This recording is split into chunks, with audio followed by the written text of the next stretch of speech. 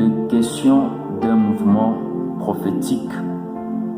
Il est question de l'esprit et de la chair. En d'autres termes, il est question de surnaturel et de ce qui est naturel. Il est question de l'esprit et de la chair ou des os. Ézéchiel parle de l'esprit de l'Éternel qui fut sur lui, et l'Éternel l'amena dans un lieu rempli d'ossements, dans une vallée remplie d'ossements. Et le Christ, le Jésus, est conduit ou amené par l'Esprit dans les déserts pour être tenté par le diable. Or, quand on parle du désert, c'est un lieu aride, un lieu où il n'y a pas la vie, un lieu où il n'y a pas de l'espérance, parce que c'est du désert. Il n'y a pas l'eau, il n'y a pas la vie, il n'y a pas l'espérance. Mais le Christ fut conduit dans ces lieux où il n'y a pas la vie, où il n'y a pas l'espérance, par l'Esprit qui est Elohim lui-même, pour être tenté par le diable. C'est comme ça qu'Ézéchiel le prophète fit emmener, transporter en esprit par l'Éternel, afin de l'amener dans une vallée remplie d'ossements. Or, là où il y a les eaux, c'est qu'il n'y a pas la vie. Une vallée remplie d'ossements, c'est que c'est un lieu aride, un lieu où il n'y a pas la vie, un lieu où il n'y a pas de l'espérance. Mais c'est dans ces lieux où il a été conduit par l'Esprit. C'est qu'en d'autres termes, le Christ fut conduit dans un lieu où il n'y a pas la vie, afin de communiquer la vie, car en lui il y avait la vie. De ce passage, j'ai compris une chose, que Dieu, dans son omnipotence, il peut t'amener dans un lieu où il n'y a pas la vie, afin que toi tu communiques la vie. Puisque dans le désert, il n'y avait pas la vie, mais le Christ devrait aller dans le désert afin de communiquer la vie. De communiquer la vie à qui? Le peuple du désert. Oh, j'aimerais dire à quelqu'un, s'il y a le peuple de la forêt, c'est qu'il y a le peuple du désert. S'il y a le peuple de la ville, c'est qu'il y a le peuple du désert. Il y a un peuple dans le désert, my God. C'est pourquoi l'évangile de Marc, quand Marc parle de cet évangile, de ce passage, il dit que l'Esprit a amené le Christ au désert après avoir passé 40 jours et nuits pour être tenté par le diable. Et l'Écriture dit qu'il était avec les bêtes sauvages. Il était avec les bêtes sauvages. Qui sont les bêtes sauvages? S'il y a le bête sauvage, c'est qu'il y a le bête domestique. Or, les bêtes domestiques, ce sont les bêtes qui sont appelées à vivre avec l'homme. Mais les bêtes sauvages sont chassées pour vivre loin de l'homme. Oh, j'aimerais dire à quelqu'un, là, je vois une bête qui a été chassée, une bête qui a été négligée parce qu'elle vivait loin des hommes. Et cette bête était un homme qu'on appelait David. Cet homme qui vivait dans la forêt, cet homme qui vivait seul avec le bête sauvage comme lui. Mais comme en lui il y avait une grâce qui le réclamait à la royauté, David s'est retrouvé roi et dirigeant tout Israël. En lui il y avait la vie et il a communiqué cette vie au peuple d'Israël.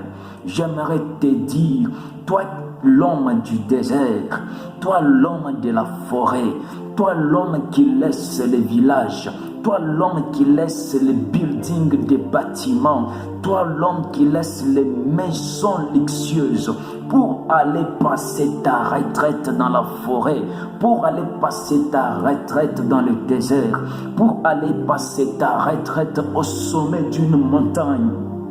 Laisse-moi te dire que les sacrifices paieront.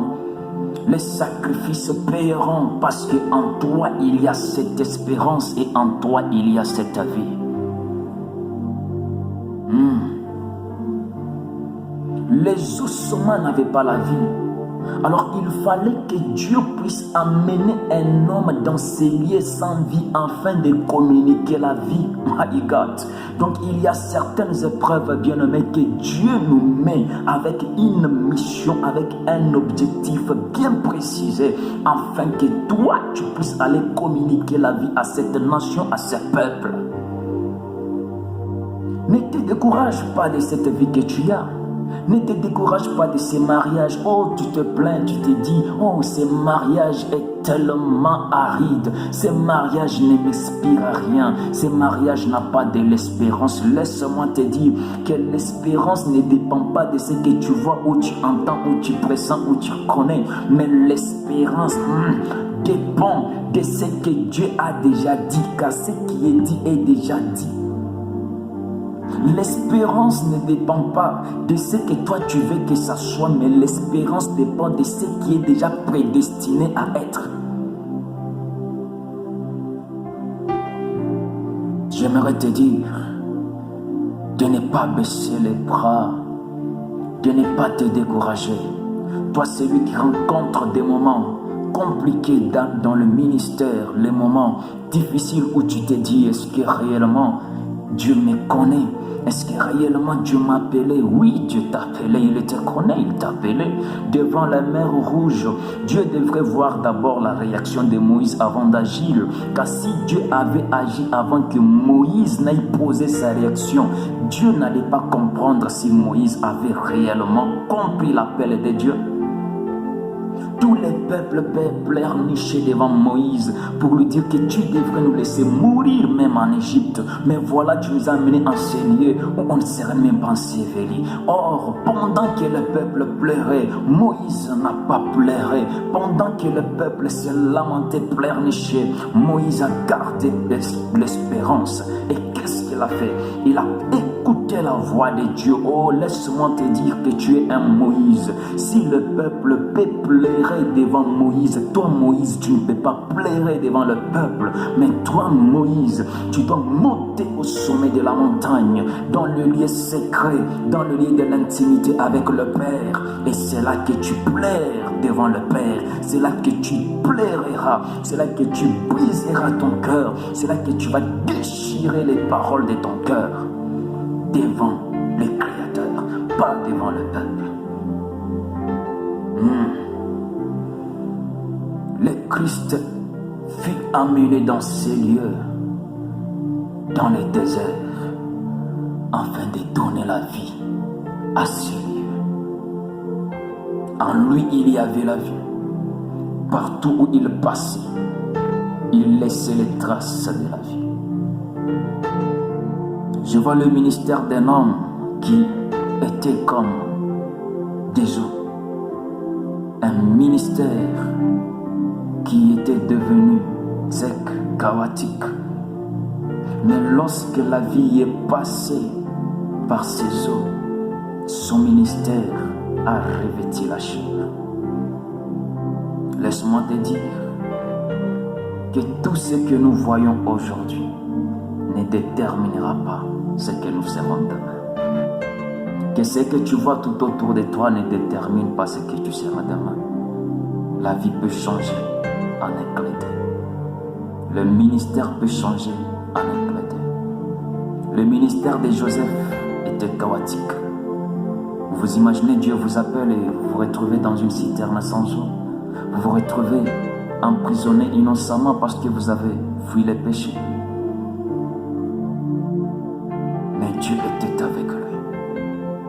Et lorsqu'il a passé au travers de cet appel, du ministère de cet homme, son ministère a revêtu la chair. Un jour ton ministère, un jour ton appel, un jour ton mariage, un jour ton travail, un jour tes affaires, un jour tes enfants, un jour tout de toi portera la chair et ces ossements auront la vie. Mais pour qu'ils aient la vie, il faut que toi d'abord tu aies la vie. Oh, qu'est-ce que c'est la vie, mes frères? L'Écriture me dit que c'est lui qui a le Fils à la vie. Oh, qu'est-ce que c'est la vie, mes frères? La vie, c'est le salut. Que laisse-moi t'exhorter encore une fois pour t'encourager à ne pas baisser les bras, à tenir ferme et à avancer dans ce chemin de l'espérance. Un jour les ossements porteront la vie, un jour tes ossements auront la vie sauve. Ne baisse pas les bras, prends courage et avance encore.